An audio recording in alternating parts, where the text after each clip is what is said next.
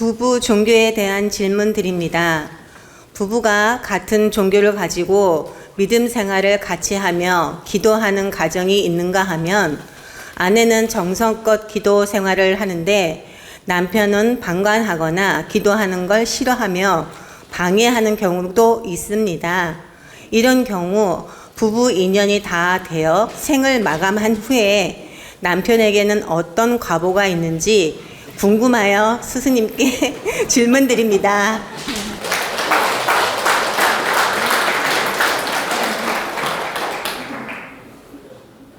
아니, 죽어서 무슨 과보가 오는지 볼 수 있어요? 아니, 생을 마감한 다음에 무슨 과보가 온들 알 수 있냐고. 응? 부부가 살다가 남편이 지옥 갔는지 천당에 갔는지 알 수 있냐고요. 근데 무슨 과보가 와도 여러분이 볼 수도 없고 알 수도 없잖아요. 그래서 죽은 다음에 과보가 오는 건 물을 필요도 없다. 단 현생의 과보는 다르게 나타난다. 그래, 현생의 과보만 들으면 되지 죽은 과보는 들을 필요도 없다. 자, 답을 드리면 좀 전에도 1차 답을 주었어요. 앞에 본문에서 답을 주었는데 다시 간단하게 풀어드리면, 한 분은 교회 가고 한 분은 절에 갈 수 없으니까 부인이 교회 가는 게 남편이 싫은 거예요. 그래가지고 절에는 차마 가지 않지만 막 교회 가는 걸 싫어하고 막 짜증을 내고 부담스러워해. 또는 남편이 절에 가니까 부인이 교회를 가고 싶은데 차마 갈 수는 없으니까 절에 가는 걸 반대하고 짜증을 부리고 막 딴지를 걸고 좀 부담스럽게 생각을 해. 이런 집안들이 있어요. 그리고 실제 따로따로 좋아하는 종교가 있는 경우도 있고, 따로따로 종교를 갖는 경우도 있다. 그리고 안 갖더라도 이 좋아하는 심리가 다르다 보니까 왠지 부정하거나 갈등하는 경우가 있다. 근데 그렇게 했을 때 어떤 과보가 오는지 말씀을 해드리겠습니다. 자, 남편이 절을 좋아해서 절에 가서 열심히 기도하고 열심히 정성껏 노력을 해요. 근데 부인은 절이 싫어. 그리고 교회는 차마 갈 수가 없고 못 가다 보니까 자꾸 이게 시비를 걸고 문제를 삼아. 그래가지고 남편이 정성 들이는 그 마음, 노력하는 그 마음을 막 깨. 부인이 초치면서 왜 갔다 왔냐는 식으로 묻거나 막 방해를 하거나 이렇게 부정을 떠는 말을 해. 그러면 반드시 이 집안은 어려워집니다. 이혼을 하든지 이혼을 안 할 경우에 한쪽이 건강이 나빠지든지. 그러면 둘 중에 하나 건강이 나빠지는데 대체적으로 꼬장을 부린 쪽이 나빠져요. 문제를 일으킨 쪽이 나빠진다. 대체적으로. 그래가지고 그 과보를 치르게 된다. 그리고 반대로 부인이 열심히 교회 나가서 노력하는데 남편이 차마 절에는 못 가니까 막 꼬장을 부려.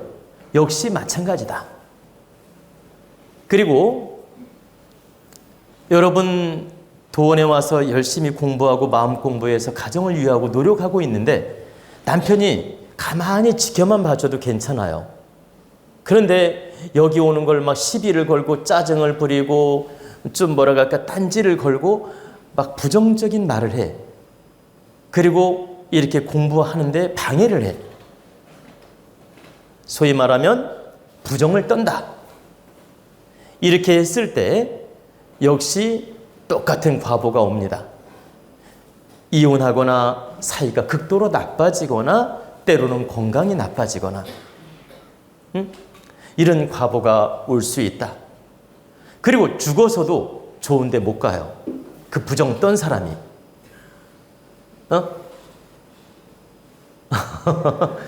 그리고 죽어서도 부정 떤 사람이 좋은 데 못 간다.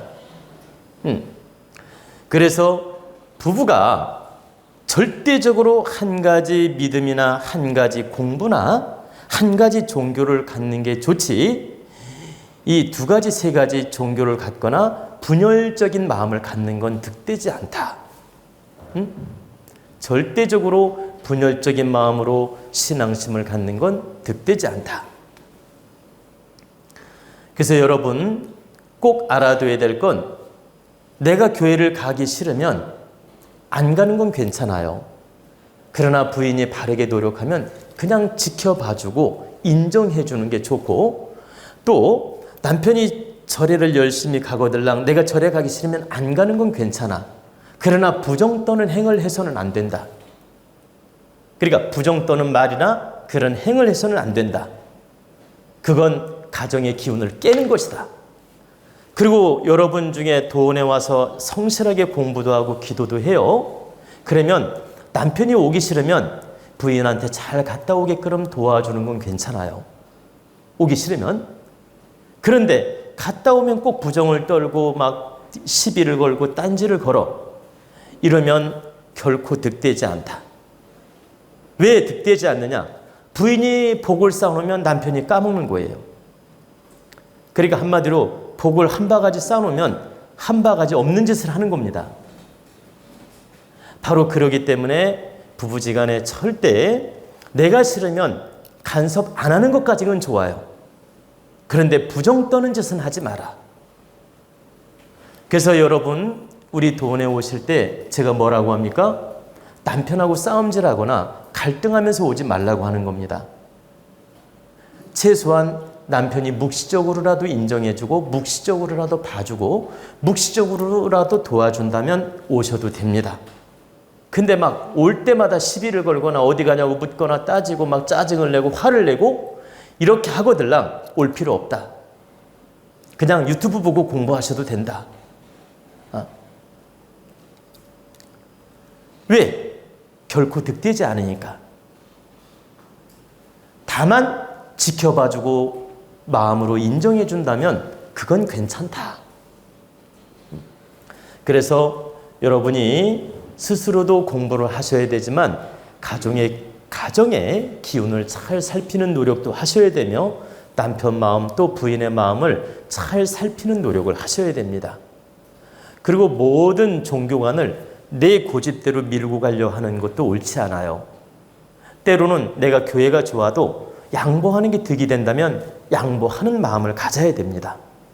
그리고 내가 절에를 가고 싶어도 양보하는 게 득이 된다면 양보하는 게 득이 되는 겁니다. 종교를 왜 갔습니까? 개인으로도 득이 되고 가정에도 득이 되고 자손한테도 득이 되고 모두에게 득이 되려고 종교를 갔는데, 그 종교 때문에 가정의 기운이 망가지고 가정이 분열이 되고 가정의 기운이 깨진다면 아니 무슨 득이 됩니까? 아니 그러려고 종교 갔습니까? 여러분 착각하면 안 돼요. 예수님이 여러분을 위해 존재하는 것이지 여러분이 예수님을 위해 존재하는 게 아니에요. 부처님도 마찬가지예요. 여러분이 부처님을 위해서 석가모니 시타르타를 위해서 존재하는 게 아니다. 여러분을 위해서 시타르타가 존재하는 것이다. 이해가 되십니까? 석가모니 부처님이 존재하는 거란 뜻입니다.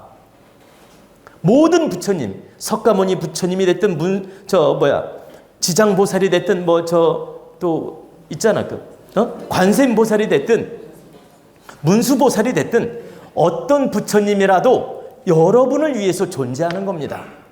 여러분이 그분을 위해서 존재하는 게 아니고. 하나 더 말씀을 드리죠. 지금 여러분을 가르치는 지금 도원의 스승, 저 또한 여러분을 위해서 제가 존재하는 겁니다. 저를 위해서 여러분이 존재하는 게 아니에요. 항상 아셔야 돼요. 제가 여러분 인생의 방편으로 쓰이는 존재이고 여러분을 위해서 존재하는 것입니다. 그리고 저를 여러분 인생의 도구로, 방편으로, 공부로, 깨우침으로 바르게 잘 쓰이기를 바라는 거예요. 여러분이 저를 위해 존재하는 게 아니고 여기 있는 이 스승이 여러분을 위해 존재하는 것이며 여러분 인생 도구로 잘 쓰이기를 바라는 겁니다. 여러분 인생 도구로 잘 쓰란 뜻입니다. 그게 맞는 것이다. 근데 어느 종교는 그냥 예수님의 종이 되어야 된다고, 예수님한테 매달려야 된다고, 예수님의 피와 살이 되어야 된다고, 모든 걸 예수님한테 다 갖다 바쳐야 된다고, 내 인생을 예수님한테 바쳐야 되는 것처럼 설교하는 목사도 봤어요. 그게 무슨 의미가 있어요? 예수님이 바라는 거 아니에요.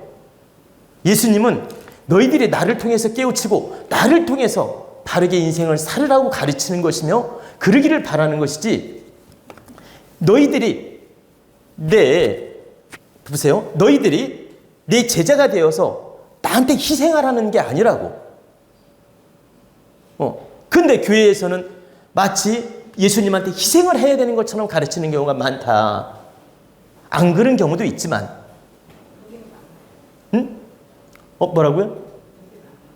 많다고? 그래, 내가 맞는 얘기 하죠. 그래서 이렇게 마치 예수님한테 우리가 희생을 하고 이렇게 엎드려서 평생 살아야 되는 것처럼 가르치는데 그렇지 않다라는 거예요. 여러분이 똑바로 알아야 돼요. 그래서 제가 지금 단호하게 말씀드리지 않습니까? 저 또한 여러분 인생에 도움되는 도구로 쓰라고 하지 않습니까? 그런 것이지 절대 여러분이 그 종교에 매달려 가지고 희생양이 되는 짓은 하지 말라는 뜻입니다. 종교를 여러분한테 득되게 잘 쓰는 건 좋아요. 종교를 믿음으로써 에너지가 생기고 공부도 하고 득되게 잘 쓰는 건 좋다. 그러나 거기에 가서 희생양이 되는 짓은 하지 마라. 엎드려 백날 절하면서 몸종이 되는 짓은 할 필요 없다는 뜻입니다. 제 말씀을 반드시 깨우치라는 뜻입니다.